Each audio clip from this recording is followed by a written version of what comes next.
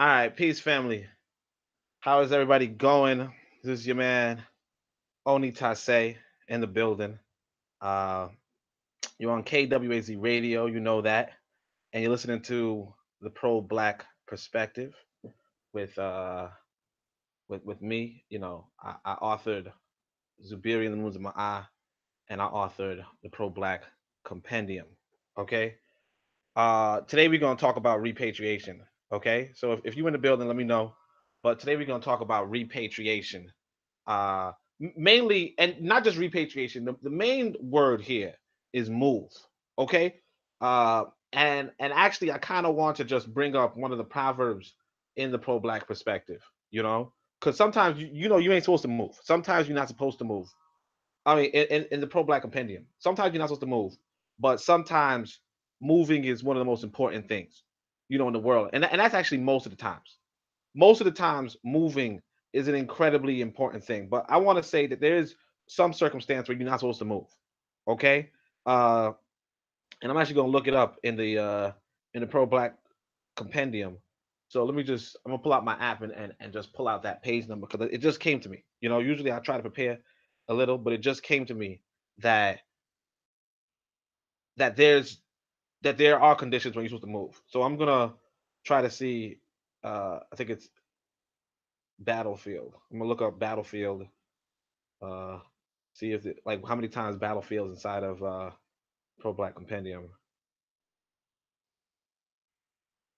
Hold on a second. Or it's thorns. Because there's a quote on thorns that is important for you to get. All right. All right. I'm looking for it, but it's not showing up. Oh, I see what's the problem. I got the wrong book open. I got this next book open. You know what I'm saying? In this next book, you know, I'm giving you all fresh material, so it's not going to be there. But here, check it out. Page 13 of the Pro Black Compendium. It says, if your part of the battlefield is covered with thorns, you do not leave your position and go stand where the ground is good. Right? Uh, Now, pay attention to that there. All right? That's very nuanced. It says, if your part of the battlefield is covered with thorns, you do not leave your position and go stand where the ground is good. I think in the last podcast I touched on this. If you are on a battlefield, right, then you're supposed to follow orders. Okay? You are in a position, you're not on the battlefield. A lot of you are not on the battlefield and you don't even know it. One time I gave out a poll. I said, there's 5 positions in war. There's 4 positions in war. Okay? And there's a 5th position. All right? The 4 positions are soldier. Okay? Captain. General. King. You understand? You have to understand these, but I know none of y'all is kings. Okay? None of y'all is kings. I don't go around calling you guys kings and queens because it don't make no sense. A king commands an army. You don't got no army. So I'm not gonna call you a king, right? But I decided, look, I'm gonna give you guys 4 options. Are you a non-combatant, a captain, a soldier, or a general? Now, this was surprising because I got 4 votes, 1 vote for each. But the point being, though, is that real talk, a lot of people are non-combatants and they don't even know it. Like, we are in a struggle for our people, but a lot of us are not even fighting. Are not even fighting. The battlefield. So when we go to this proverb where it says, look, if somebody tells you to stay, if somebody is telling you stay in America or stay, under a dictatorship or whatever, somebody's telling you to be there, and you that's your commander, then do that. But if you don't have a commander or you're not commanding anybody, then leave, move. You know, and actually, some people are gonna be surprised about this, but actually, where I get this move thing from, I mean, not where I get it from, but I think it was very well stated by none other than uh, Amos Wilson. Okay, Amos Wilson made an argument for moving, right? But the trouble is that the argument has to extend to to getting out of America. You understand? All right, now I can't say this name right here, but I'm gonna say peace, person in there. You know, but what I'm saying is this: you you gotta know when to move. And at first I was gonna do a joke. Okay. At first I was gonna do a joke, but I don't know how appropriate it is. But there was this one time in in what we call the Boondocks, where they were making a reference to, and this is really important to understand too. This is really important to understand. But there's this one reference in the Boondocks where uh, the protagonist, right, or one of the protagonists is this little boy, 8-year-old or something like that, named Riley, and he's debating with some lawyer who's uh, trying to prosecute, what's his name, R. Kelly. Okay, and so it's not really funny because it's disgusting, right? But the little boy says, you know, because he's the lawyer says R. Kelly's accused of peeing on a young lady, okay, and it's disgusting. But here Riley says, why didn't she just move? Now here's the important thing: because she's a little girl, she don't have the free agency that a full like adult would have. You don't have that kind of agency when you're dealing with a violent man, okay? You don't have that kind of agency when you're dealing with a predator. But the context is important. It's like, why don't you just move? And the better example, the better example I want to give is in Flint, Michigan. Okay? Because one time I was talking to, there was somebody on the continent who was telling me, oh, the river that's near them, right? And this is actually an important river to know, but the river that's near them, the Nile River, right? Is polluted and you can't even drink it. You know what I'm saying? So I said, hey, look, here in America, we got cities with polluted water too. And she's just in disbelief. She's like, wait a second, I thought America was some rich, blah blah blah, right? And it's like, no, for the last 5 years, folk, ain't have functioning water. So I said to her, no. Then she said, why don't they just move?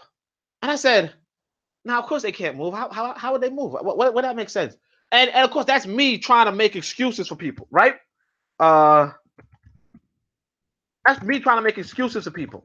Now I don't follow the little Flint girl on Twitter. She's a nice little kid, right? But she gonna write down during Misgiving season. Okay, during Misgiving season, I just, in order to cook for Misgivings, we had to open up 50 cases of water. I don't know what a case of water is. Okay, I don't know what metric unit that is. I tried to ask because I was like, what in the world is 50 cases? I don't know what that is. But real talk, if you got money for bottled water like that, you probably have money to leave. You understand what I'm saying to you? You probably had money to leave. But the thing is that with us as a people, and the thing is this too, I want to really emphasize to you that historically, we were a moving people. Okay? Every ethnic group that you know of is a diaspora. Okay? Every ethnic group that you know of on the continent moved from somewhere. The only people who claim to not have moved from anywhere are what we call the ancient Ethiopians. Okay? They in ancient times said, hey, we've always been here. Now, I don't know if that's true or not, right? I don't think it's true or not. I don't think it's true.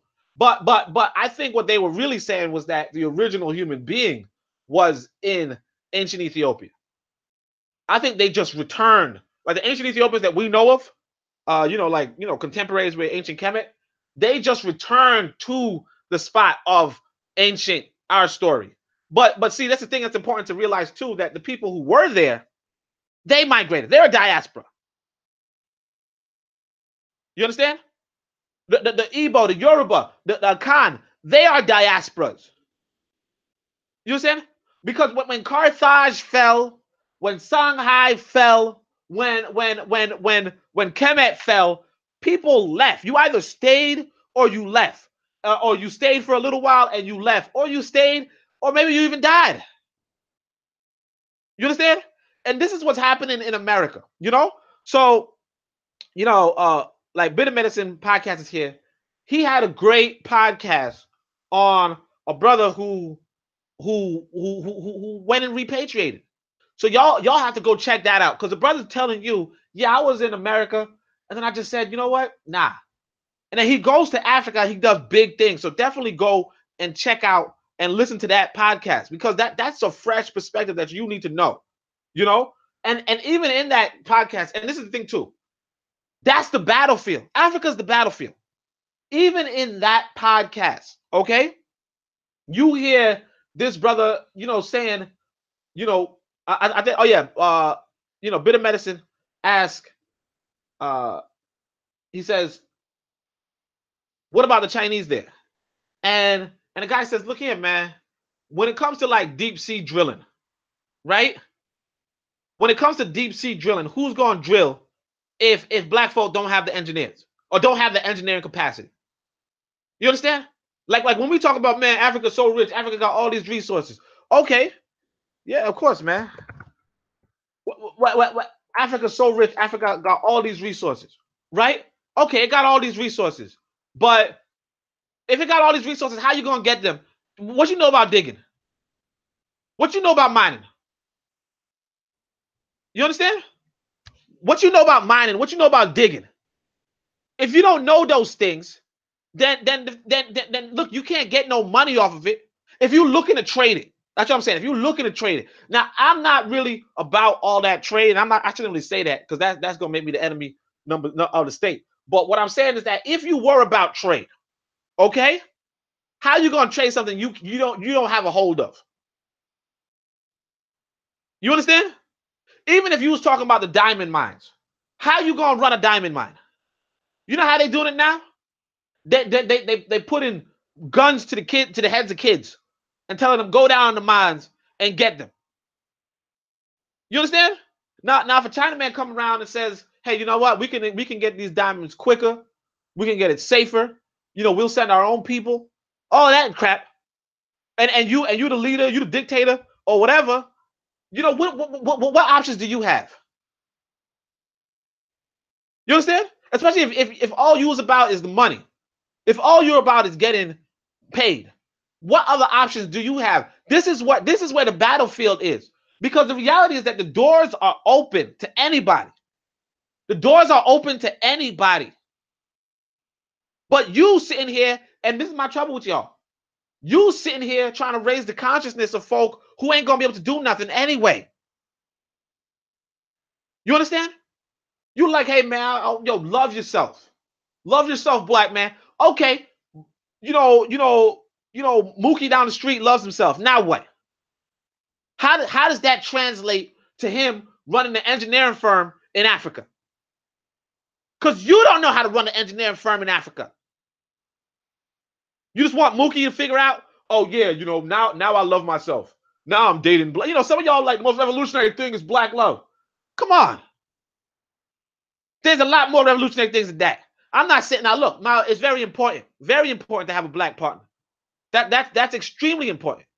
But at the same time, it's like we gotta start understanding the material conditions that we are imposing on ourselves, in a sense, or that we are limiting ourselves by being in America or being, in an oppressive situation. Because oppressive situations are not limited to America. You could be oppressed in Africa. You understand what I'm saying to you? You could be oppressed in Africa. And that's the thing with sorry guys, that's the thing with the history of us as a people, right? Is that when we did feel like, oh man, oppression's coming, we migrated. And look, it's not always smart to migrate. It's not always smart to move. But when it comes to like a situation like America, it is incredibly intelligent. Okay? There's not much, because the thing is this, you're not going to have the political power in America. And I'm going to give you an example later on. Okay? I'm going to give you an example later on of what I call the number two black man of the 20th, or the number two African of the 20th century, and the number three, and the difference between the two of them, and the difference between the two of them, and like when you compare them by deeds, you might be like, Oni, why is number three, why is number three, right? Why is number three not going to be, why is number three not number two? You understand? And actually, here you got your man Mark. He's gonna be. I'm gonna tell you where. I'm gonna tell you who the number three is, because I know I was trying to keep it secret until the podcast. I mean, until the book. But I'm gonna tell you guys who number three is. So just stay tuned. But so far, I wanna go to what I'm saying. So Flint, Michigan. So we're gonna go to this Amos quote, okay? And here's the thing. Here's the trouble. Now Amos Wilson, I like him, okay? But you're gonna hear this, all right? You're gonna hear this, okay? So here's the quote from Amos Wilson. He says, "Many of us have been destroyed because we have this feel-good definition of happiness. I talked to one man one day who said, I live in a white neighborhood, but white children won't play with my children. What should I do?" And someone in the audience said, "Move. Go to a place where they would be played with." And then the guy says, "Oh no, I have the right to live wherever I feel." Now Amos Wilson continues, and I'll continue just for y'all because I know y'all love Amos Wilson, right? So he says, I said, "Isn't it interesting that the white man can feel like he has all kinds of rights in the world, and it doesn't necessitate him living with black people at all? He doesn't feel like he's been deprived of a thing for not living with black people. He doesn't feel like he's been deprived of a thing for not spending money with black people. He doesn't feel like he's been deprived of a thing for not sending his children into black schools. But we are the ones who feel deprived if we can't live with him. We live with them, spend money with them, or if our children are not in schools with them. We will be happy when this can happen, which means we give them our children, we give them our money, we give everything to them, and this means ultimately that we cannot give our children anything. And then when they have to rob and steal and carry on, we wonder what is wrong with them. It's not what's wrong with the children, it's what's wrong with us as black adults that set these children up for this, because we are looking for happiness and it is bound. If it is based on fear and self-hatred to destroy our children, and we'll justify it by saying we love them and we want them to get the best, which often ends up as what?" Right now, so that's a now this is the thing. A lot of you are gonna like that quote, okay? A lot of you are gonna like that quote. But my thing is this: I'm getting out of the self-hatred, self-love paradigm. Okay, I feel like the self-hatred, self-love paradigm is a little bit confusing because like I said elsewhere, we have to look at the material economic conditions of a people if we're gonna talk about like their happiness or their even quote unquote, if you want to say self-love. We got to talk about the material, because it's like if a person's in prison, you understand, ain't got no visitors, they can be happy. They can. But chances are they won't be. Okay? There's some things depressing. And the thing is this, that you in America are in their prison. You understand? If a person is sending their kids to white folk, it's because white people got a better material economic condition right now. Because you ain't developing black people to have the better material economic condition. And you got to face facts as well as fancies. If we talking about, hey black man, why don't you go to the, like somebody needs medical care, right? You ain't calling Mookie. You understand? You ain't calling Mookie. You saying, "Hey, Mr. Charlie." You understand? And there's a reason. There's a reason, because Mookie ain't got no damn hospital. You understand? But that's upon you to build, you to develop. And of course, we have to lay out the ways for that. So it's like when it comes to the idea of why a black person might send, it's like you got to be realistic about it. You got to be realistic about it. But all the same, you go back to the beginning and he's like, the kid's like, "Oh man, why don't you just like he's like, oh, my kids won't be played with. Why don't you move?" It's the same with America. You don't have functional black economy. So why don't you move? It's like this. If you want to meet with like I'm in New York, right? A brother was telling me the other day, he was like, "Hey man, there should be tons of women, just crawling over you for whatever." Right? And it's like, You don't understand that when black folk don't set up an apparatus for their young people, okay? And matter of fact, that's another problem in the book, matter of fact. But it's like if you don't set up an apparatus for your young people, okay, that's it. They're not gonna have anything. And this was like a regular thing in the West, okay? Like we talking. Du Bois did a survey 100 years ago where he was asking, like I think 100 people, what are the recreational, like what are the youth options for the kids? And they were saying 100 years ago, oh, we don't have nothing. Oh, maybe, and some people were like, oh, we have a skating rink, or some people were like, oh, well, the YMCA provides some stuff, or some people were like, oh, we had a dilapidated park. But for the most part, you don't have nothing. Now, check this. I'm in New York. I thought the most conscious thing here in New York was like we had a drumming circle every Sunday. No, we had a drumming circle in Brooklyn on Sunday, and we have a drumming circle, I think, in Harlem on Saturday when the weather's good. Okay, so in the summer, when the weather's good, we have a drumming circle. Like if you in Brooklyn, you have it once a month. I mean, well, once a week, right? That's what you have. Is you like if you wanted to meet a conscious sister, you know, with low expenses, right? Oh yeah, I might be solo today, but what I'm saying is, I might be solo, all right. But what I'm saying is, you have, you have one conscious option. You go to the drum circle if the weather's good. Check this out. I'm talking to this person in Africa. They're telling me they got a drumming circle every day. Okay, and guess what? It's not when the weather's good. The weather's always good. You understand? I mean, maybe when it's not raining, but the weather's always good. Probably some people drumming in the rain too. You understand? So we have it once a week on Sunday, right? They got it once a day, twice on Sunday. You understand what I'm saying to you? But and that's where you would go if you were a young person. If you were a young person, and it's like here in America, you like, oh, let me go talk to a sister, and it's like, oh, well, she ain't, her mindset's not there. In Africa, they don't got the mindset neither. They don't got the mindset you might be wanting, but they got the African mindset. You understand? Like the girls, the people here, brothers and sisters, they might have the American mindset. If you know what I'm saying. They might be thinking white, thinking white is right. And I'm not saying people in Africa don't, because they obviously do. Okay? I'm not saying they don't because they obviously do, but what I'm saying is that your opportunities are plentiful. Your opportunities are plentiful. And all you need to do is you need to get out and go there, right? You need to get out and go there. And I'm going to emphasize even for this right here, because I'm saying to myself right here, moving is incredibly important with everything you're doing. And I'm going to give some of y'all some good advice right now. Okay? Say you now this is twofold. This is twofold. Suppose you let's say you're a gentleman and you meeting up with you kissing up on a lady, right? And you kissing her, like there's erogenous zones on a woman. Okay, there's erogenous zones. There's zones that are better to kiss her at. You understand what I'm saying to you? If you kissing on her ear or something, it might work a little. But you gotta move to where it's the best result. You understand what I'm saying to you? Like move. I'm just trying to break out that moving is very important in everything you're doing.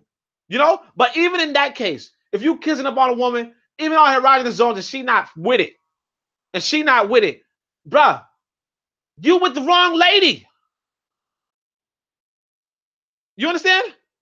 You with the wrong lady. So move from that woman. It ain't even like moving is just a key to your it's everything you're doing. You understand? You hear some trouble brewing outside. Some trouble brewing, like you in the wrong spot. You hear some trouble, you hear the police sirens coming. You don't just stand there. Some of you just like, man, I'm so, some of you just so resolute. Because I'm saying, when you go back to the Flint, Michigan girl, 50 cases of water. Y'all not even hearing me. I can't afford 50 cases of water. You understand? She's drinking 50 cases of water and she's sticking around. This has been going on for 5 years, dudes. In America. 2014. And the thing is this, true. You might be like, hey, look, these white boys are just trying to push us out of our property, get our property. No, they're not trying to get, they're trying to get their property. You understand? Because the thing is this too, that's what everybody understand. Harlem used to be white. Okay? The white people are just moving back. You understand? Thanks, brother. White people are just moving back. They not moving from Harlem used to be white.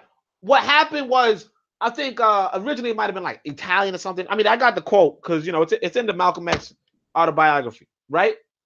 But I got the quote where he's talking about it, and he says, yeah, it used to be Irish first or Italian first or whatever, and then like the Jews came in and the Irish and the Italians moved out, and then the black folk came out and the Jews moved out. You understand? But apparently the white folk just kept the property, obviously, right? You got to keep the property. But the whole thing is that you got to move. Even white folks say, look, I don't want to be around these white folk. I mean, I want to be around these black folk. I'm out. Ain't no shame in a tactical retreat. There's no shame in a tactical retreat. You understand? I'm going to break it down to you because this is going to be part of the book, and I probably shouldn't say it because the white folk not going to want me to be selling this book. They're not going to want me to sell this book to you. They're going to be like, oh man, hold on a second. This right here is he's actually talking stuff. I think the only reason why the white boy wants me to white boy might want me to get this book because he's like, this is gonna be a good ass book. White boy want to read it. You know what I'm saying? he want to read it because he know. Hold on a second. And that's the trouble right here. That's the trouble with me. Because my thing is that I want to move too. But y'all know I'm in a different predicament from y'all. You know what I'm saying? But I didn't want to break that down. I don't want to talk about it right now. But I mean, like some of y'all can move. You know what I'm saying? Like some people can't move, but some of y'all can move. So let me see this next one. So I said after, and this is true. Like I want to actually break out this too before I even go into. I'm about to go into the college feminism for a hot second. But what I'm going to say first is that land is so important to you as an African person. Back in ancient Kemet, there was a person who was like a foreign diplomat. Okay, a foreign diplomat, and he said when he dies. Like, even though he's in a foreign land. No, I think he came back before he died. He felt like he was dying. So he came back into Africa to get buried. Back in Kemet to get buried among the ancestors. And it's so serious. Listen to me. That when there's this place called Indus Valley. I think it's the Indus Valley. Or it could have been some other civilization. I have to look it up. But one of these civilizations, like one of these, foreign African civilizations, if you will, right? These foreign African colonies. When the white folk destroyed them, like when they finally was able to beat them in war, and they dug their bodies out of their graves. They dug their bodies out of their graves and then moved their bodies or like burned or something. They did something with the bodies, but they dug up their bodies so that they could never return, so that their memory could never be there. Okay? But they understood, even the white folk in the ancient world understood how much you understood. Or how much you esteem land. Land is utmost. And the thing is this, the trouble with this is like I said with prison. With prison, you ain't gonna have no land. You're not gonna be a prisoner and own part of the prison. You understand? You're not gonna be a prisoner and own a part of the prison. It's as simple as that. So maybe you can, oh yeah, well, prison is whatever, I mean, here I'm in America and I could do this, I could do that. But the truth is this, that like, and you're going to see it clearly. Okay. You're going to see it in this next book. I'm going to make it even more clear, but I'm going to give you a little tidbit, right? We go to the next person. I mean, the next subject is this college feminism, right? So here's what it was like back in college, right? I know, unfortunately I went to, Wazulu University, majored in that, right? But what I'm saying is that when I went there, for some reason I had in my mind, I got to do the race, class, gender, like intersectionality. Before intersectionality was a thing, that's what they were pushing on us. See, what we say is intersectionality now is really just what the college people was pushing on black folk, and some of us, some people latched on to it. Some people kept to it, and the reason why they would have kept to it is because they just really not familiar with blackness, but how are they gonna be? But that's another subject entirely, right? But I was like, I gotta do race, class, and gender. I'm a black person, so I already know I got race. I was a part of some socialist outfit, so I already know class. So let me go into this gender thing, right? So that's why I was in this feminist group. Feminist group was all white women, okay? And it wasn't that many people. It was probably like 5 people, you know? But let me see. Black folk like fighting for table scraps. ADOS is fighting for bigger part. Yeah. ADOS is a joke. But anyway, like what I'm saying is that I'm there in in the feminist group, and I'm like, there's like five white women and me. And one of these white women, listen to me, one of these white women was like, Oni, what are you doing here? You get what I'm saying? Like, what are you doing here? Why don't you organize with the black folk? And I'm like, look, you know, black people are women too. You know what I'm saying? Like, I'm like, black people are women too. Now I'm surrounded by white women. Now, fortunately, there was a recruiting later on. You know, there was a recruiting later on where the organization was supposed to get a little bigger. First day of college, you know, they did some big recruit, and a lot of women, you know, they were mostly white women because it was like a white school anyway. But like most of the white women, a lot of white women came in, like it was like 30 people, but there was like a few sisters there too, you know. But all the same, I'm just saying, like for the most part, it was just a bunch of white women, right? And what happened there was that white woman was like, "What are you doing here?" And I'm just trying to defend. I'm like, "Hey, you know, black people are women. Like black people have women's issues too, you know, and that's true, you know. But it's like the white woman was doing me a favor. She was like, "Look, dude, what are you doing here? Like real talk, your potential will be so much better elsewhere. You understand? Like your potential would be so much better elsewhere. And I'm going to demonstrate that to you later on with the 2 different people, right? But your potential would be so much better elsewhere, but you here sitting down with a bunch of white women who are going to make you a subordinate. You understand? They eventually kicked me out of the group, you know, because they were like, "Hey, you're just bringing this male energy." And the thing is that and they brought a white boy, a white gay boy to tell me I got too much male energy. They brought random white boy. But you know, that's a whole other story, right? But even so, it's like then you go to the whole example of when white people tell you get out of our country. You understand? White people tell you get out of our country, and you say, "Hey man, you're a racist." But the white boy, sometimes this white boy is letting you know. In fact, there was actually a dialogue in Martin Delaney's immigration book, you know, his book on immigration and all that, where this white boy is talking to uh you know, black man, and he's like, you should go to Africa, you should go to Liberia, you could do a lot more for your people there. And the brother's like, hey, no, hey, how dare you, aren't you a part of the church, shouldn't you, don't you believe that we'll have social equality over here? And the white boy, you know, he's like a church man, he's like, no, you're not gonna have no social equality here. You understand? You're not gonna have no social, and that's the thing you got to pick up on with the Amos quote. It's like, uh, why, why are you trying to even integrate? It's because you're not gonna have no separate institutions. You understand? Matter of fact, I forgot to put this in the notes, so I'm gonna bring it right here. One time I went to this UNIA meeting, right? And the brother was saying, like, because there's a center down. I don't know if I should name drop anything. I mean, I guess I should name drop because UNIA is open, right? There's a center called the Garvey Center. Okay, so the brother's running the Garvey Center. I think he sells herbs there or something like that, among other things, right? He held a meeting there too. So he tells us a story about how the firefighters, white firefighters, swarm in, come to the building, not even checking it out, and they're gonna tell this dude he got to close because he's not up to code. Okay, he's not up to the fire code, and they decide the fire code.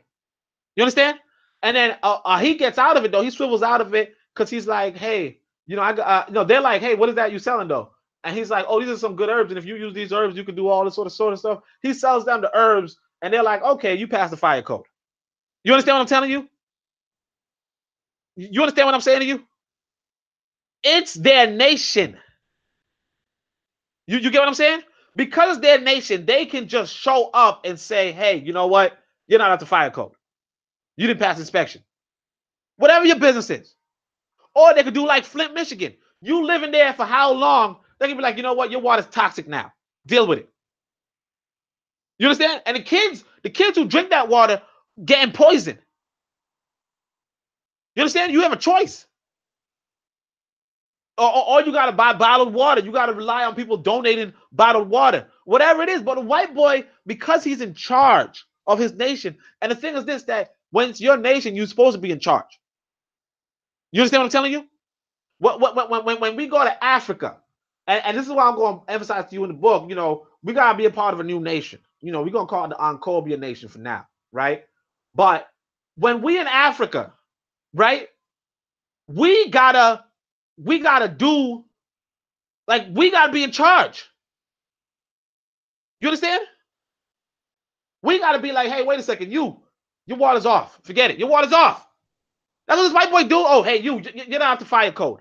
He's be like, hey, well, look, I'm just standing outside with a table. It's like, yeah, I don't care. You're on fire code. Get out. That's how white boy runs the show. You understand? And look, I'm telling you the truth. That's how he runs the show. Some white people were twisted because, like I said, there's a drumming circle. This Latino lady, Latina, there you go. Latina woman is I know, redundant. I don't care. Look, Latina woman comes through and she's like she's trying to sell like ices or something, and so she's like a staple in the community in a sense, right? I don't patronize her. I would get mad at somebody for patronizing her, but the whole thing, not too mad, but what I'm saying is that white people arrested her. They said, look, you don't got a vending license. You understand? You got to be licensed with this white person to do anything here.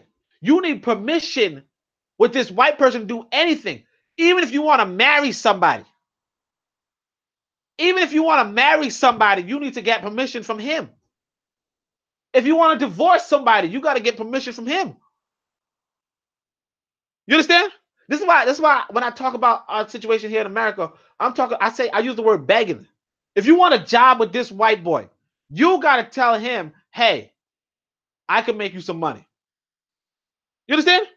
You got to tell the white man, hey, I can make you richer.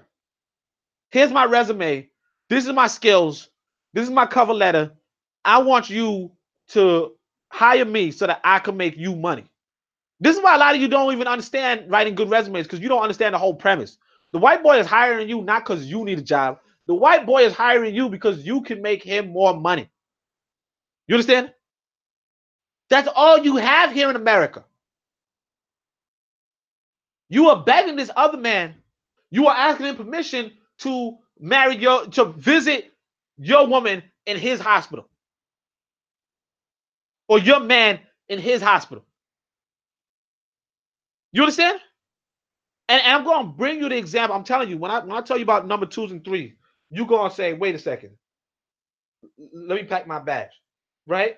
But that's what I'm saying right here. So what's the difference between America and the Ankobia state? So we're going to talk about the 20th century right now. Okay? And I don't think you guys should dwell on the 20th century, but if you're going to dwell on the 20th century, there's a handful of people that you need to pay attention to. And I'm going to tell you the top 3. Okay? I didn't want to tell you guys until this next book comes out, but like, true to Pan-Africanism, and actually when we talk about ADOS, we're going to realize that none of these people are from America. Okay? None of these people are from America. But obviously number 1 is Garvey. Marcus Garvey is number 1. Okay? Marcus Garvey organized 1% of the race. Okay? 1% of the race. That's a huge number. Okay? He impacted much more, and he's just phenomenal. And the thing is that when you look at his ideology and the clarity of it, it's just phenomenal. Okay? Like some of you not going to get it. Some of you going to say, hey, Oni, can you explain this to me? And if that's what you want to ask, go for it. Ask me. But like, parts of Garveyism is just amazing. And I really want to articulate that, if nothing else, right? But here's the thing with Garvey, right? So Garvey's number 1. Number 2, exactly. This is going to be a tough one. Okay, number 2 is Carlos Cooks. Carlos Cooks has really excellent clarity. You compare him against Garvey. I mean, and it's like he takes out the religiosity, the aspirituality, takes out the aspirituality, and he's not like, oh, we got to get respect from white folk, and he doesn't have all that nonsense. Okay? So for that reason, you're like, yo, that's number 2, right? Great ideological clarity. But here's the trouble with him. He should have never been in America. And guess what? He's not from America neither. He's from the Dominican Republic. That's why sometimes people be like, hey, you know, because I as far as I understand, you know, some of y'all from IT here, right? You know, IT stand up, right? But like, people be like, hey, because I'll be on social media and people be like, hey, man, you know, that person's from DR, dismiss them. No, Carlos Cooks is from DR. You understand? DR is, you know, DR is the unfortunate, like, if you want to really understand DR, right, you got to go back to the IT evolution and figure out what went wrong. And a lot of people don't even know what went wrong. A lot of people don't know what went wrong. It was wrong from if you look at the Constitution, you can see what's wrong. Okay, if you look at the Constitution, if you look at even like the cabinet, you can see like it's. I don't want to give too much information out. Okay, I don't want to give too much information out. But what I'm saying is that from the jump, from the start of the IT revolution, right? Yeah, from the start of IT revolution, you know, there was trouble. Okay, there was trouble from the start. But marginal, you know, Koku's saying, you know, he was from DR by way of St. Martin. You know, I can't remember. I feel like that's where he was born, but I'm not too sure. I don't remember exactly. But the third person right here, and I might say his name wrong because my thing is that when it comes to, you know, names in Africa, like y'all be putting letters where you're not supposed to be. You know what I'm saying? So I don't know how if it's a silent N or not. But and Mark, you should pay attention. But it's Yorere. All right, I'm gonna say Yorere. All right, I'm gonna say Yorere. Okay, so hold on a second. Brother said none of these Negroes know anything about real Black Dominicans. What they know is Cardi B. You know, uh, uh, and Fabulous, and that's it. Okay, yeah, exactly. You know, so I'm saying that because Dominican is, we gotta understand what went wrong there. You know, we gotta understand what went wrong. Like part of it, part of it, like just to go on IT too, is that Dessalines didn't like French people, but he didn't seem to mind. Like he didn't really hate white folk. You understand? So like the Spaniards were still there, and he was like, "Hey, it's okay, cool." You know, but that's not even the whole of it. That's not even the whole of it. It was from before that. Something before that that's really critical that we're not paying attention to. But you know, I'm gonna let it slide right now, right? But here's the thing with that too. What was I saying? Oh yeah, Yurede, right? So I'm gonna say his name is Yurede. I feel like there's an N there. It might be Nidere, but it's hard for me to pronounce that. Okay. I need to hear it. Sometimes when you just read words, you're not gonna be great at pronouncing it. You know, if you hear it, it's different. But nobody, y'all ain't even talking about it. I'm telling you, he's the number 3 African of 20th century. Y'all not even talking about it.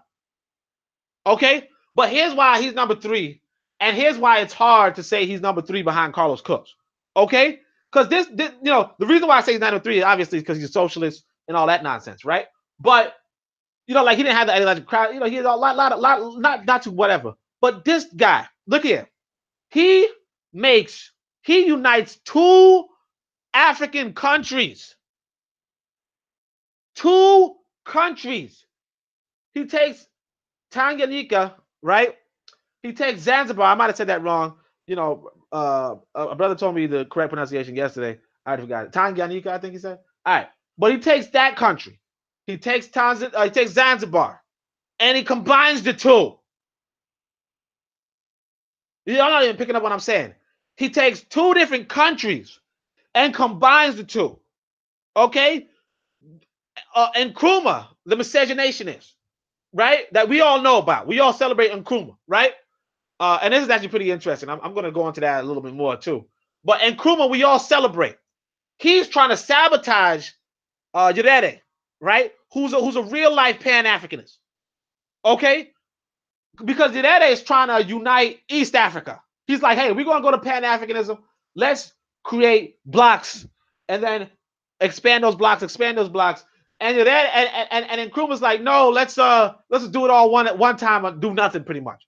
Either do nothing or do it all one time, right? And Nyerere is about to get, I can't remember the other African nation he's about to bring in, but it might be like Uganda or something, or Kenya, something like that, right? He's about to make a bigger, like East African Federation or whatever in the middle of Africa. You understand? And then the miscegenationist and Nkrumah. And that's another thing. If somebody's a miscegenationist, just say the miscegenationist before you talk about them. I made a mistake. I didn't say that before with Du Bois or whatever, but the miscegenationist Du Bois. That's it, right? But the miscegenationist and Nkrumah sabotages him. Like he's doing like first-class espionage to try to make sure that don't work for Nyerere, right? But all the same, here's his brother. There's 130 something languages between Tanzania, inside of Tanzania. Okay, now Tanzania is a new country that he makes up, right? But there's 130 something languages. He brings it down to one language. Okay, one language, and that's Kiswahili. Okay, so he brings an African language to make it the one language. You know, a brother was telling me yesterday. He was like, because you already know who this brother is, but he's telling me somebody was mad at Nyerere because they don't know how to speak English in Tanzania. They don't know how to speak English, and they're just glad that because they're in Kenya, they learn English. Now that's some, what are you talking about, right? That sounds like the opposite of something bad. But of course, you also have to understand the economics there too. But that's something that we as, I'm gonna say we as Oncobia, because that's my new thing, right? But we as Oncobia have to address that, the economic conditions of Africa. But all the same, what I want you to understand is that this man breaks down the language barrier. Because everybody's like, how are you going to break the language barrier? He does it. He does it with the language you want him to do it with. He does that in the middle of Africa. Unites countries in the middle of Africa. Okay? He's also an excellent speaker, by the way, right? What else does he do? Hold on a second. Like he's just a great brother. By and by. And actually, I want Mark to pay attention to this because Mark sent me a link from Museveni. Because this is what I'm trying to tell you about why leadership is so important. He sends me a link from Museveni. And some of y'all don't know, Museveni was a dictator. Okay. Oh, that's right. Is the dictator in Uganda. I mean, I don't want to talk nothing bad about Museveni right now, just in case I show up in Uganda. Let him know that I ain't really too mad at him, right? You know what I'm saying? But what I'm saying is this. He's a dictator in Uganda, but when he was a kid, he was in awe of who? Nyerere. Even last year, he said something about Nyerere. I actually got it right here. I know I might be saying his name wrong, but look, guys, you know what I'm saying? Y'all don't talk about him. How am I going to pronounce his name right? Y'all don't talk about him. You understand? You ain't even talking about him. You're Pan-Africanist. This is the number 3 Pan-African. This is like a biggest Pan-Africanist in Africa. And y'all ain't even talking about him. Y'all want me to pronounce his name right. You know what I'm saying? But let me show you what Museveni said, because I actually think that's pretty important. Hold on a second. Here Museveni said, this was last year, guys. Last year. He says, let me see. Oh, 2018. Museveni. Okay, again, I want to try to tell you, I'm trying to get you to understand. This is the current, I want to say dictator, you can say president, whatever, of Uganda. Current, last year said, I belong to a heritage of resistance, and it was led by Mwalimu Nyerere. You should study deeply what Mwalimu stood for and find out the new components that can be added on. You cannot talk about him without talking about Africa. You understand what I'm telling you? The most powerful man that we know of in a public figure, whatever, in Africa, in Uganda, right now, telling you that this is the dude. And when he was a kid, oh yeah, I think I had that quote too. Hold on a second. When he was in college, like he literally went to the college to be near Nyerere. He was like, I'm not even going to go to college. Like if I don't get accepted to the University of Tanzania, if I don't get accepted, I'm not going to college. If I don't get accepted, I'm not going to college. I'm just going to go to Tanzania to be under this man. And see, that's what I'm saying. Today, y'all don't do that. I'm just saying that today, y'all don't do that. Y'all see somebody that y'all want to follow. Y'all don't want to follow nobody. But here's this man who would go on to become the leader of his country.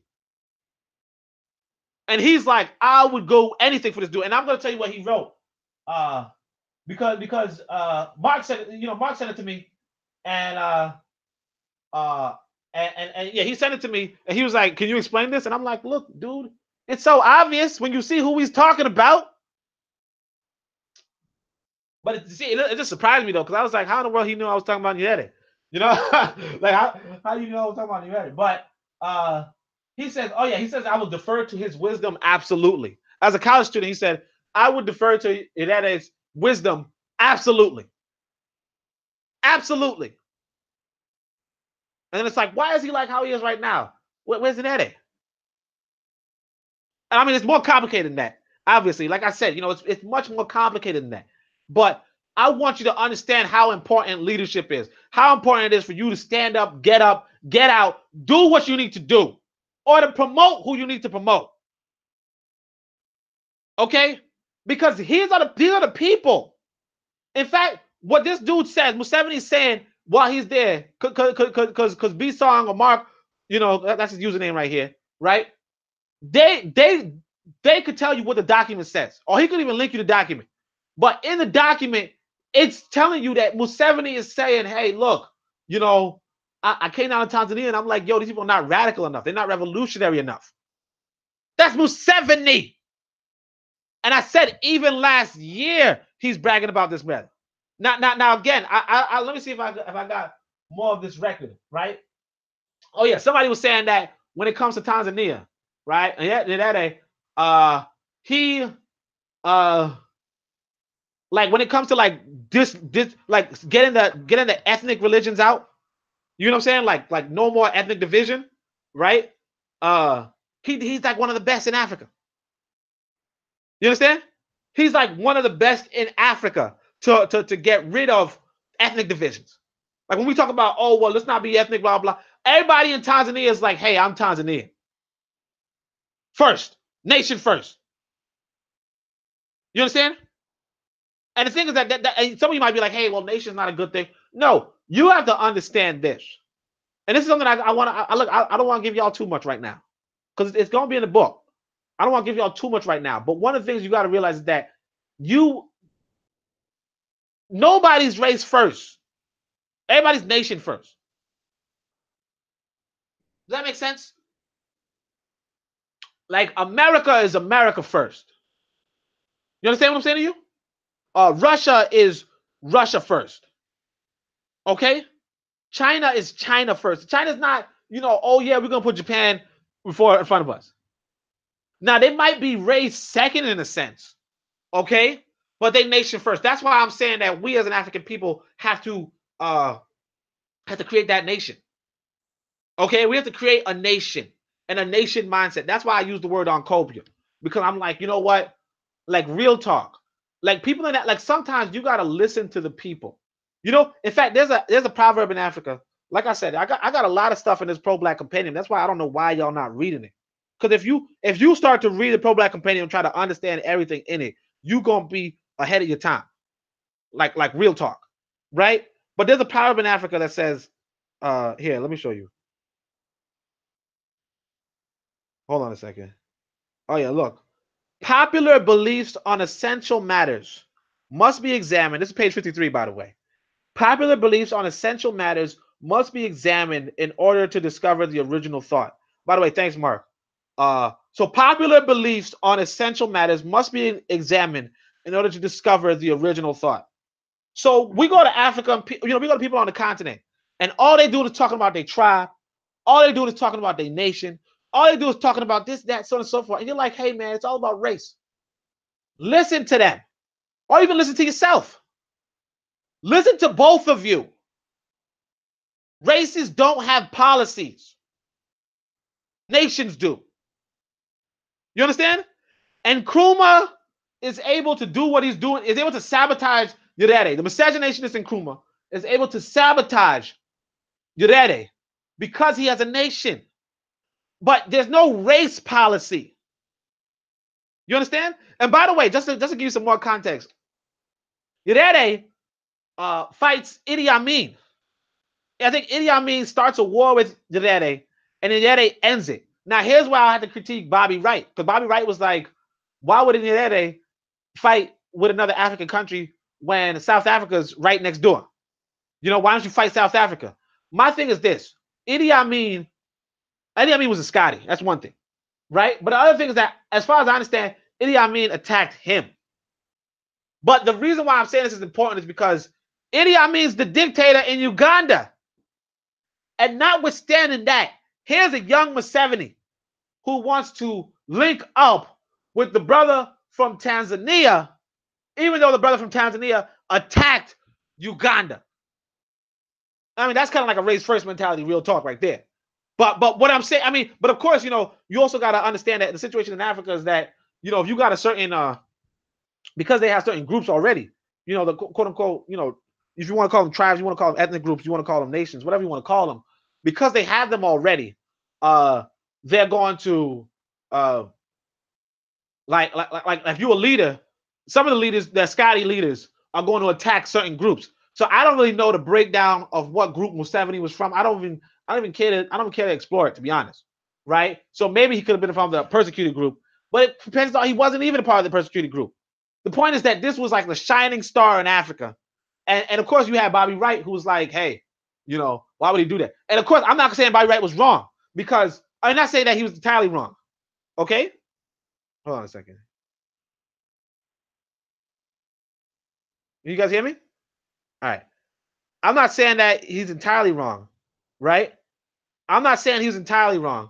What I'm saying is, because at the end of the day, like I said, United criticized Uganda for kicking out a bunch of white folk, which don't make no sense. You know what I'm saying? You should criticize. I mean, you shouldn't criticize Mugabe over that. You know, Mugabe was killing his own citizens, though, right? And probably like above and beyond what's necessary. All right. Hold on a second. It looks like they're telling me I got disconnected from the chat. I don't know if y'all can hear me though. Y'all there? I might be saying too much stuff. Hold on a second. Let me just type. I might be saying too much stuff. I might be actually talking to myself right now. I don't know. All right, look. Because that's what I'm saying.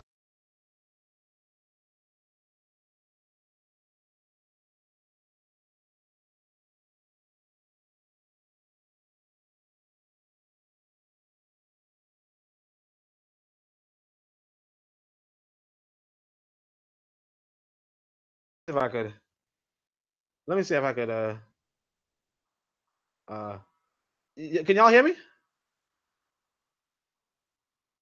Can y'all hear me? All right. That's what I'm trying to tell you. You know, and this is like I said, there's a lot of elders and ancestors that I'm going to have to bring some criticism on, because again, we were staying in a situation that didn't make much sense. So the reason why, wait, hold on, let me first check if y'all can hear me though. Because I tell you, this white boy could just disconnect you whenever he wants. And that's something that Bobby Wright was saying. You know, I know y'all saying, why this brother still talking if you don't think that y'all can hear him? But like, I don't know if y'all can hear me or not. So, all right. But like here's the thing though. Bobby Wright was saying, hey, look, you're a slave because this white boy controls all the life-sustaining institutions. You know, and not just the life-sustaining institutions that he controls the laws that govern your society. Okay, and if he controls the laws that govern your society, right? Like I said with the firefighter issue, he could just show up and say you're not up to code. Or the police issue, hey, you're under arrest. And this is why I want to compare to you, Yedede. So I don't know, I can't remember the other things that I listed were his great issues to him. But that's what I want to say with this. You know, Yedede. Oh, was I disconnected? I didn't even know. Yedede. Well, Yedede. He, ideologically speaking, he was mediocre. But notwithstanding being mediocre, right? He was able to do all the things he did. Okay? Unite two different countries. Y'all don't even understand how big that is. Nobody else united two different countries. You understand? I mean, maybe like in ancient Kemet, we united Upper and Lower Kemet. But like, maybe like the Songhai Empire. Like, that's what I'm saying. That's like empire level accomplishment. Okay? Right now, you got the Sudan. You got the Sudan where they breaking up. And of course, they're not breaking up for no bad reason. But what I'm saying is that breaking up is, or even like you got the Biafra saying, hey, let's divide Nigeria. You know? And I'm not saying dividing is the worst thing in the world. What I'm saying is that this dude is bringing countries together. Real countries together. And he's not, and I want to say compared to Carlos Cooks, he's mediocre.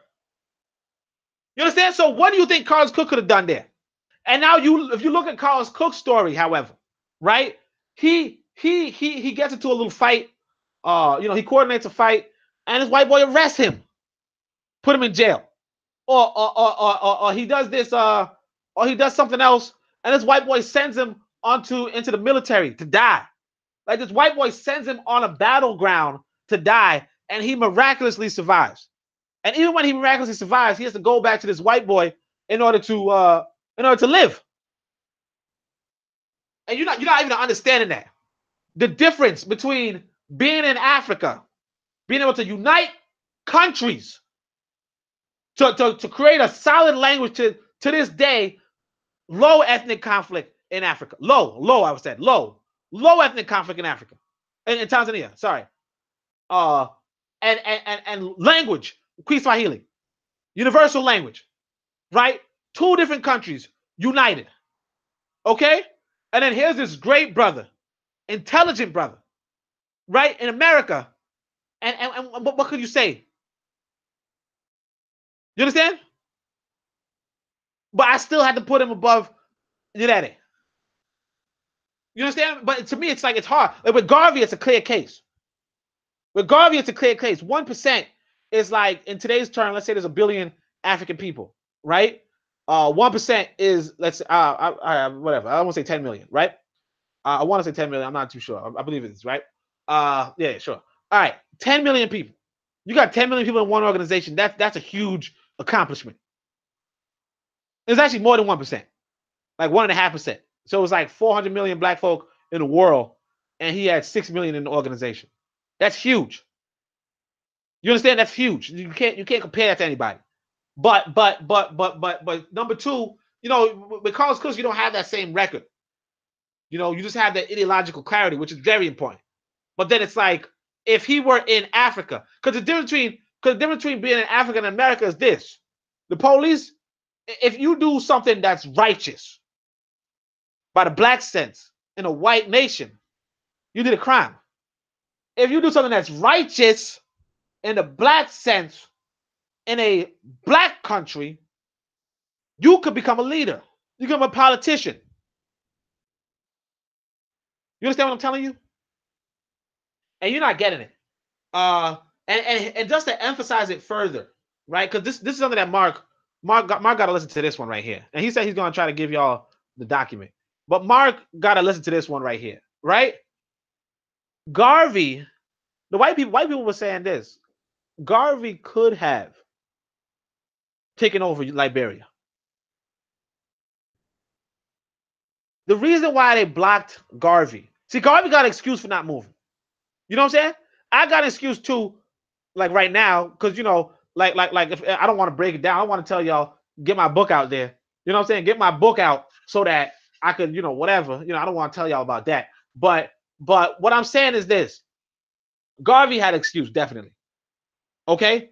Garvey said, they blocked him. They said, no, you can't come. Because they understood that he could have taken over Liberia. I don't remember the number exactly, but I feel like there might have been 100 politicians in the Liberian cabinet or something like that. And like maybe like 1,000 or 2,000, like 100,000, like a small number of voters. Because Liberia was in a situation where they wasn't letting everybody vote. You understand what I'm saying to you?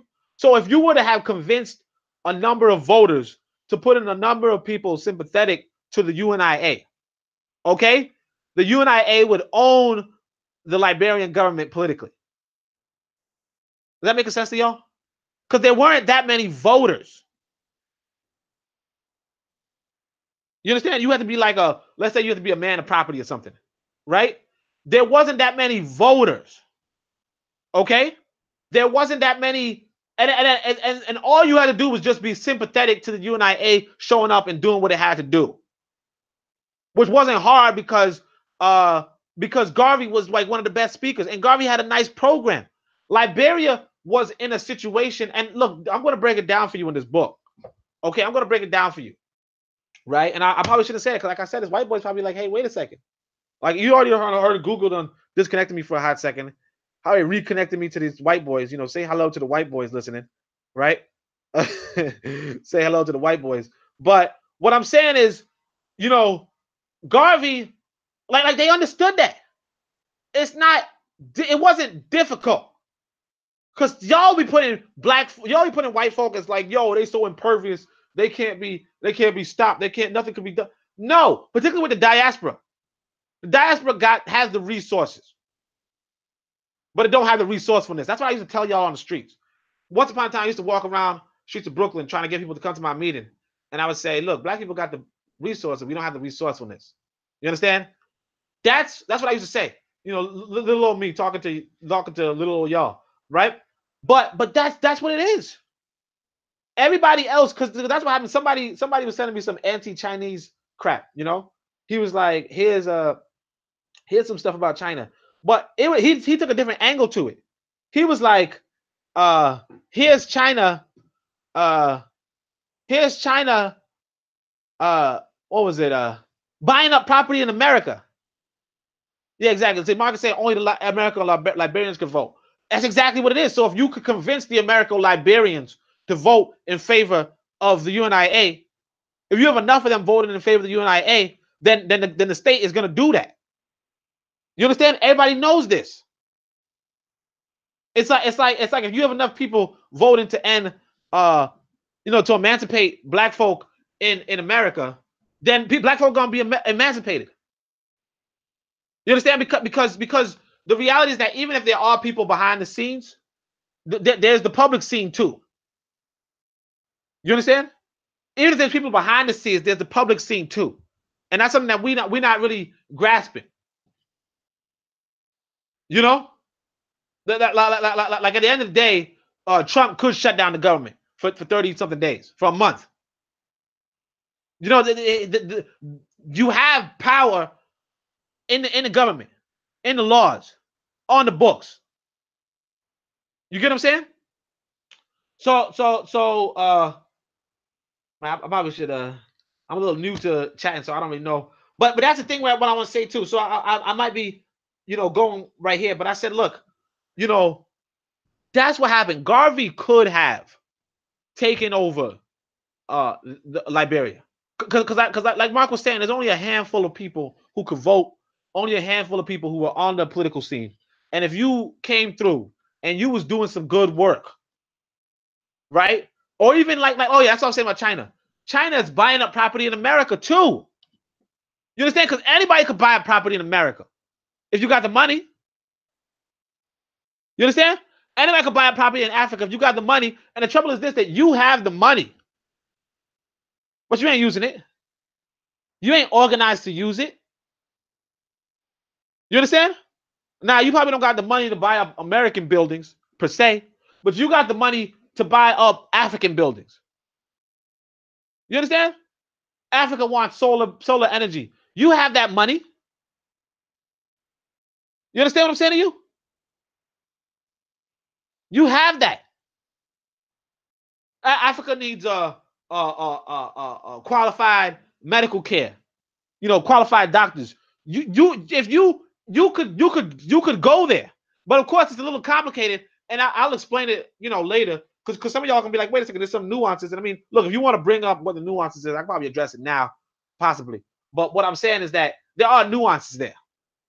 Okay, but the main issue to understand is that black folk, everybody's buying up everything. So Garvey, like we go back to Garvey, right? The trouble is this: when Garvey got deported, you should have followed him. You understand? Y'all sat back and waited. Y'all sat back, got persecuted.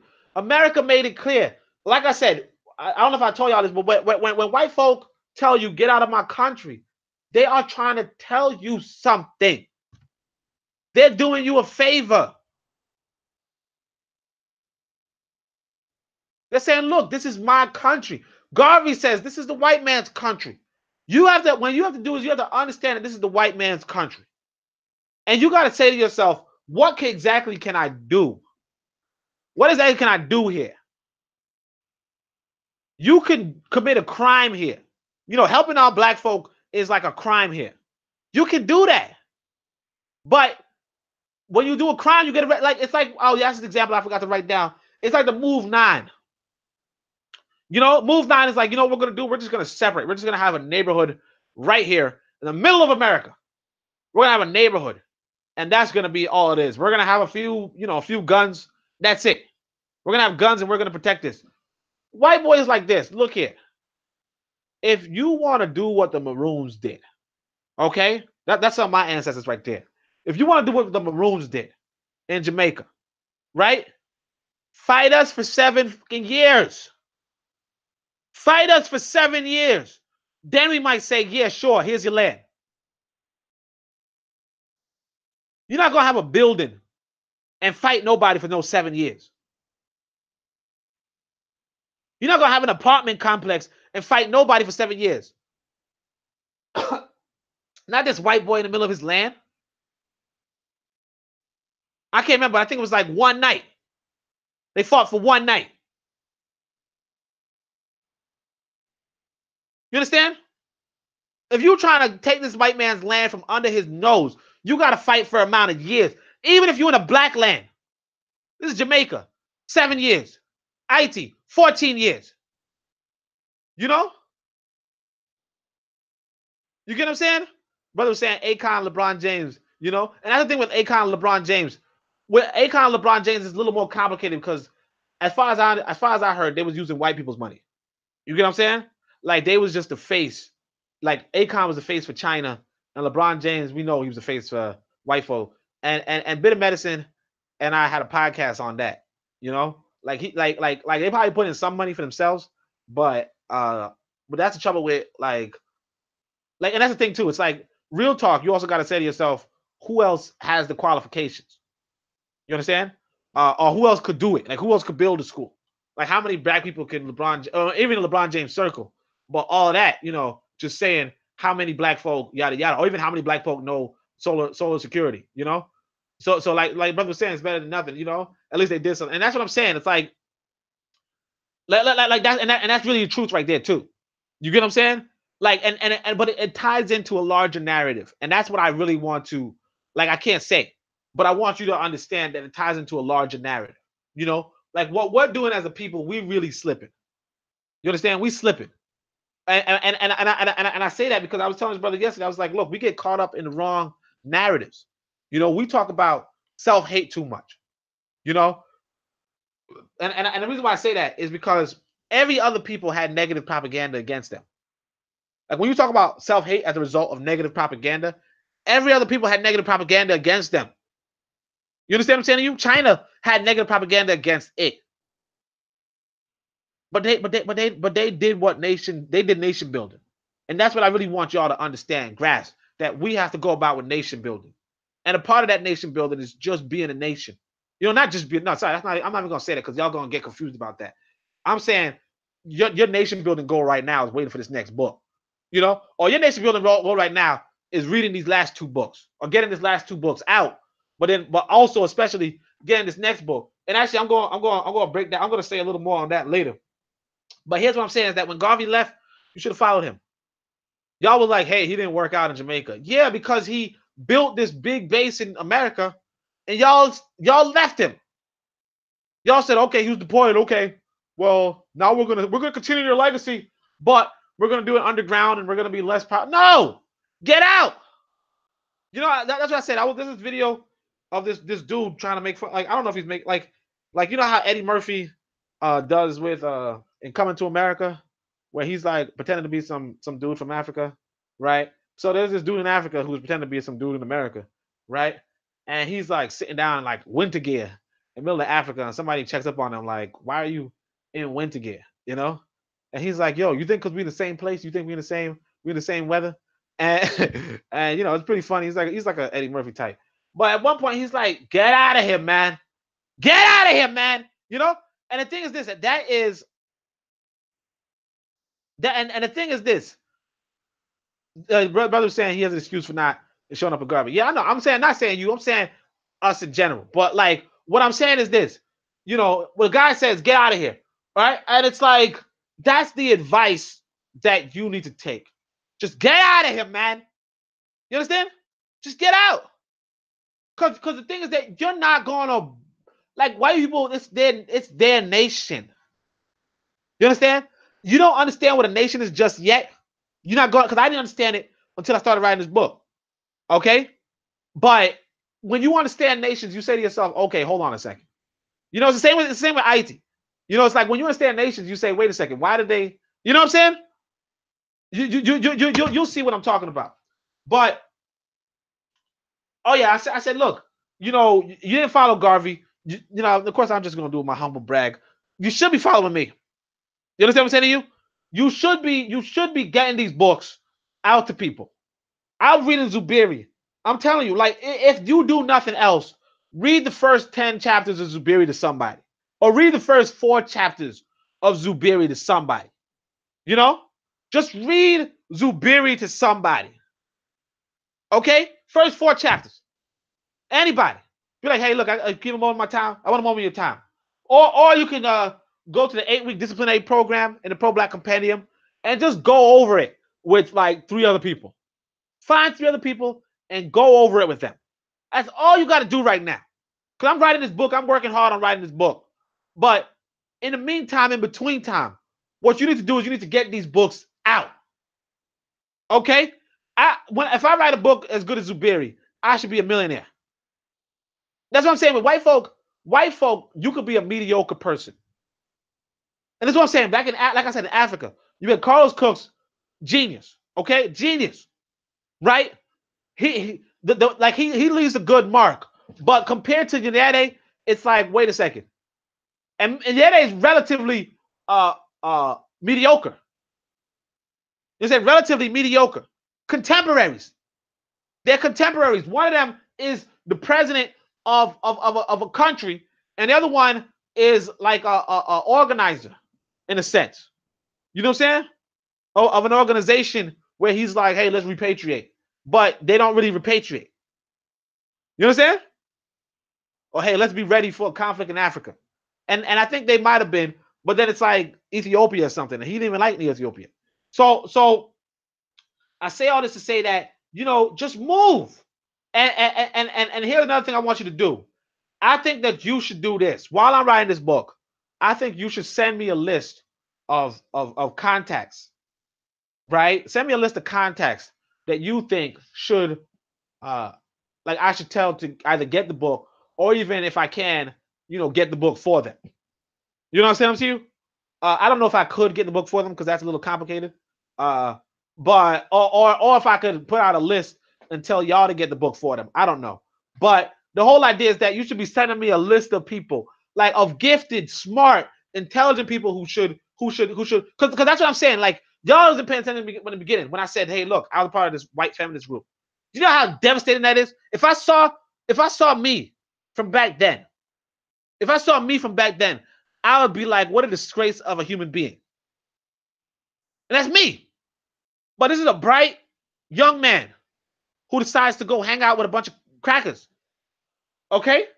With a bunch of crackers to like organize something like Take Back the Night, which is like some anti-rape kind of thing, right? And all that kind of crap. I mean, it's not crap. I mean, it's not, you know, rape is not, I mean, but it's white. I mean, like, I don't get a kid for white people. What I'm saying is, I mean, of course I was there for the sisters, obviously. I mean, you know, like black women. All right. But I was there, you know, I don't remember. I mean, I was there in the women's organization. I don't want to explain it. Point is that if I saw that dude, I'd be like, what a disgrace. And a white woman was there. She was like, what a disgrace. You know, if I was in a black organization down there, probably could have had some real impact. You understand? Or like even this way, when I was younger, matter of fact, 10 years ago, right? I was in a socialist organization. The sister that was down there in the socialist organization is still down there. Okay? Like white people were trying to groom her into the socialist leadership. I finally found out about her again recently, and she was saying she was going to this New Year's kind of gig, right? And she's like, the DJ is going to be LGBT. It's an LGBT DJ. That's what she said. I don't know what that means, but the thing is that what I know is that, well, not know, but what I'm saying is that if I would have stuck around, if I didn't just luck out, because actually some of Scotty brought me to a black organization. You understand? Or like convinced me to go attend a meeting for a black organization, and then that's how I got in touch with the black organization I was a part of. So it's like, as bad as the Scotty are, I can't really be that too mad, right? Well, I am mad, but whatever. But what I'm saying is that if I didn't get out of that, if I stuck around or whatever, right, I could have been doing that LGBT crap right now. You understand? You wouldn't be listening, obviously, I hope, but it would have just been a nice, smart dude talking good about, what I'm saying? Like, oh yeah, we gotta have some milk. That's what I'm trying to tell you. I mean, it's complicated. Like I said, it's complicated. There's a lot to be said, right? But what I'm saying is that these young, smart black folk, what they need to do is they need to get their hands on a good book. And I'm not saying, and look, Zubiri right now is the good book. Okay, ProBlack Compendium right now is the good book, right? This next book is going to be the good book. And it's very important, okay? It's very important. I want to tell you this right now, because I can see this book right here. I got this book called W.E. Du Bois, I think, right? My history department, okay, when I was in high school, my history department gave me that book. They don't give out books in the history department, okay? These white people said, hey, this Negro got a lot of potential. This Negro got a lot of potential. Let's make sure that his mind is towards serving us. But unfortunate for them, they didn't read the book themselves. Because in the back of the book, Du Bois is like, hold on a second, I was wrong. You understand what I'm saying? Like in the back of the book, Du Bois is like, hold on a second, I was wrong. And so I reached the back of the book and I was like, wow, okay. But that's the thing. It's like you need to put a good book in a person's hand. The other miscegenationists, although he's, technically a miscegenationist or not. I mean, with Du Bois and this guy, Frederick Douglass, it's a little harder because they mulattoes, right? So it's just harder to be like, oh, you're a miscegenationist, because it's like, well, you're a mulatto anyway. You're a product of miscegenationism. I don't see why you would be against it, right? But with Frederick Douglass, he read a book that I also got, because I read Frederick Douglass' book, but it was the Columbian Orator, where it's just a bunch of good speeches. Well, not good speeches, but good for white folk speeches. And it's like, it changed his life, he said. And I tried to look through it. I think I finally finished it, after so many years. And it's like, this is crap. But here's the thing: a lot of bright black folk are going to they're going to want to get their hands on a good book. And if you not provide them with a good book, because you're not providing them with a good book, but if you're not providing them with a good book, white folk will. Okay?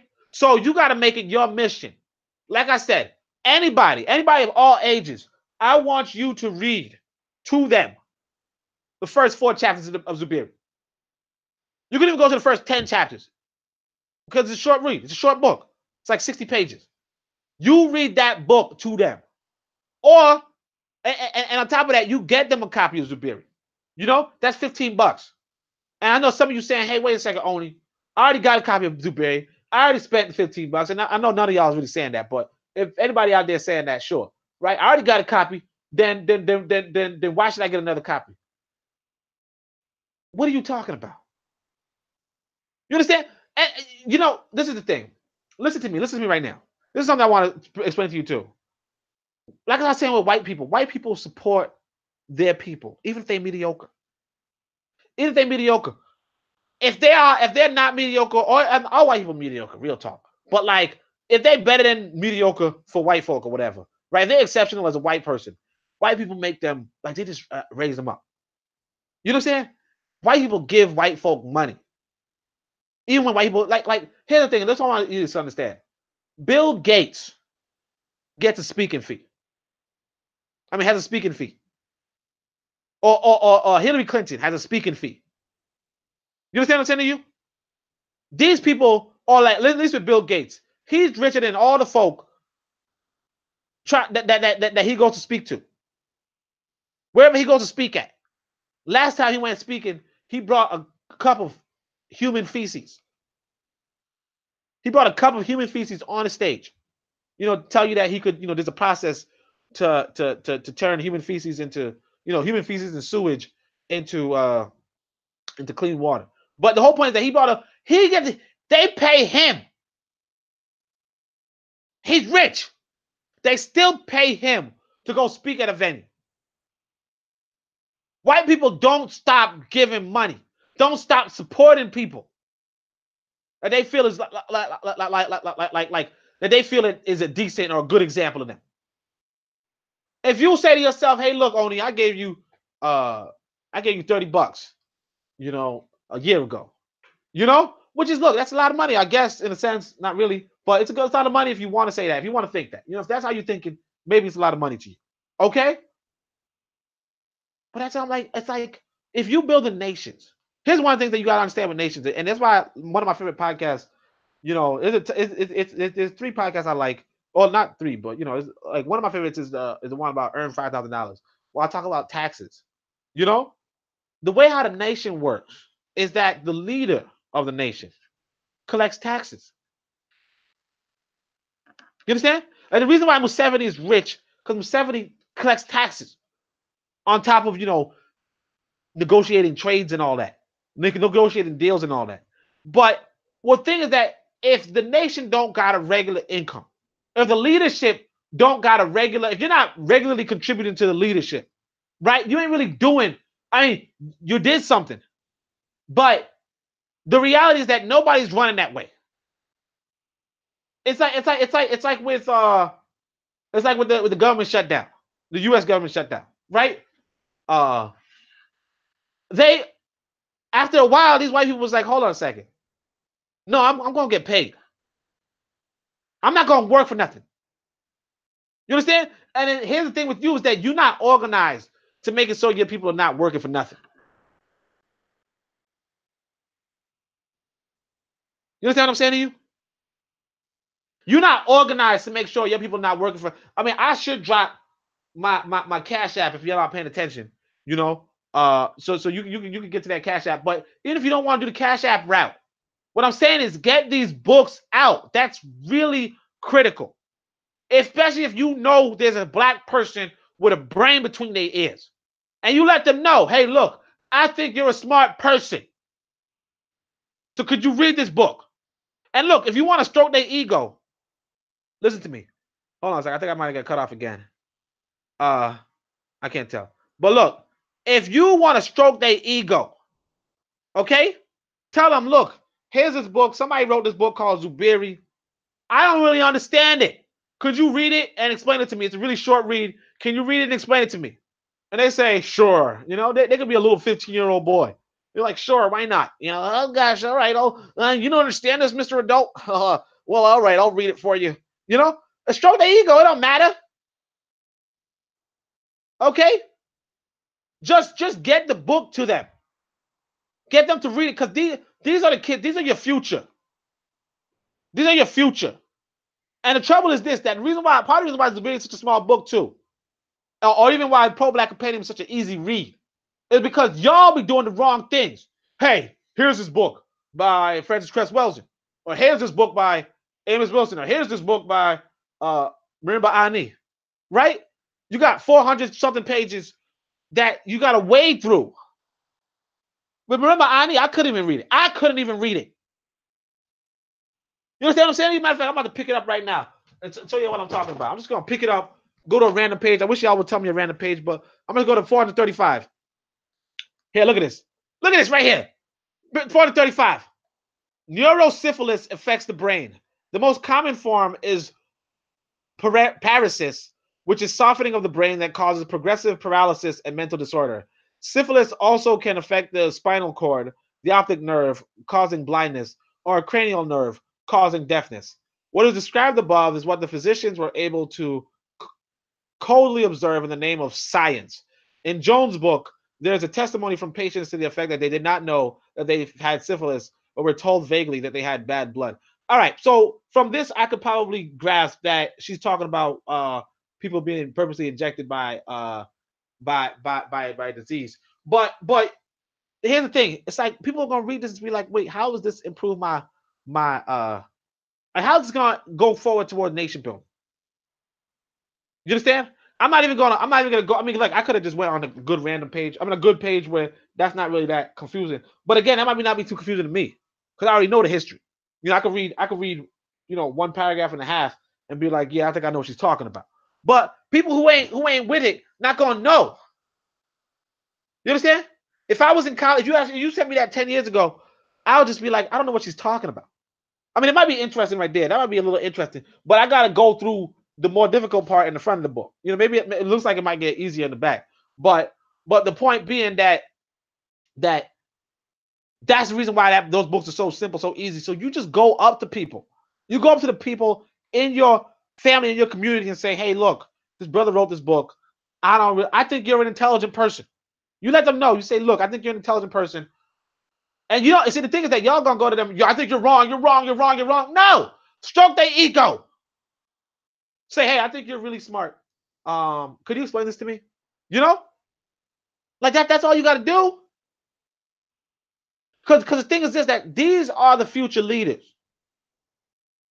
You understand? And these white people are molding them because you ain't molding them. You want to push them away.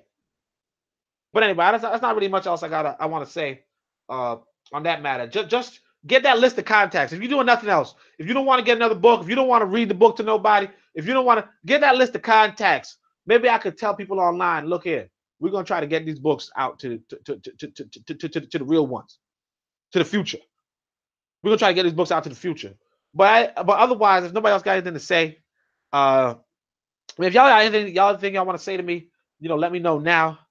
But otherwise, you know, that's it. I'm telling you, you know, I want you to understand that there are great Africans in America or in diaspora, whatever, who need to be in a black nation, okay?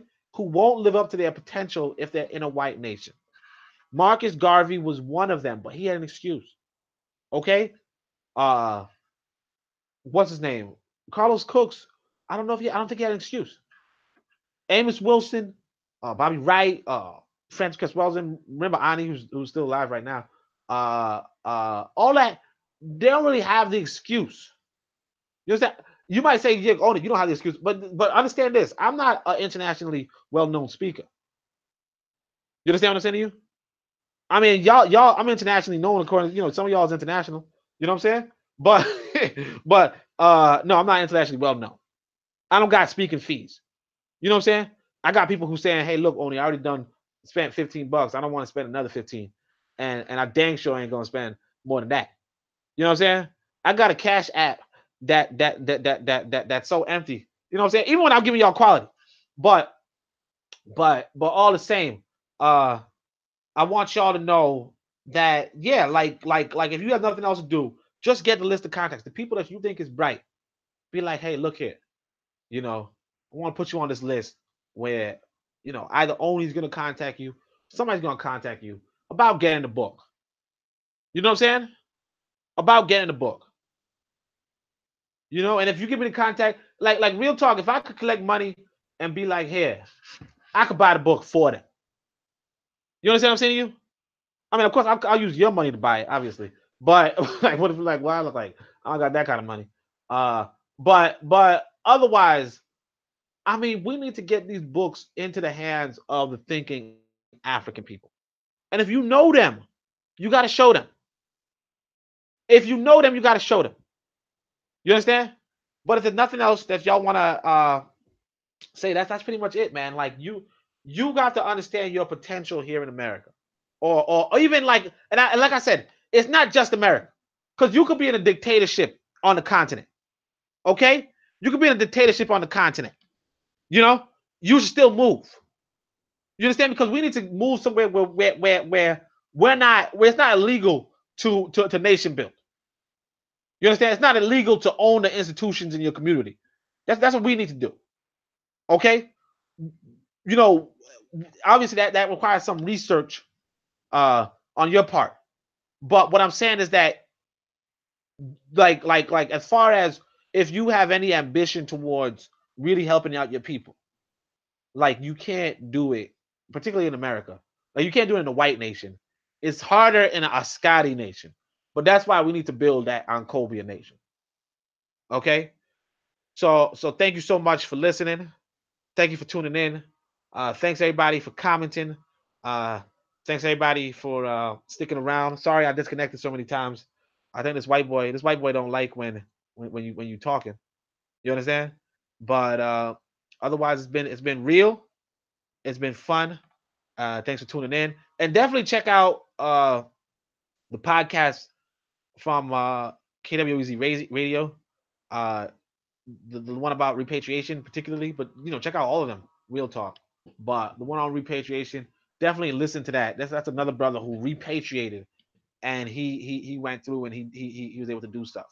Okay, and like nation building stuff, right? So that's something that you have to start being serious about as well, because that's the battleground.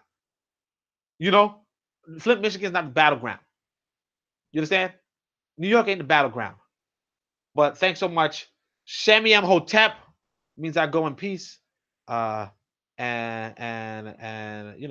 one love.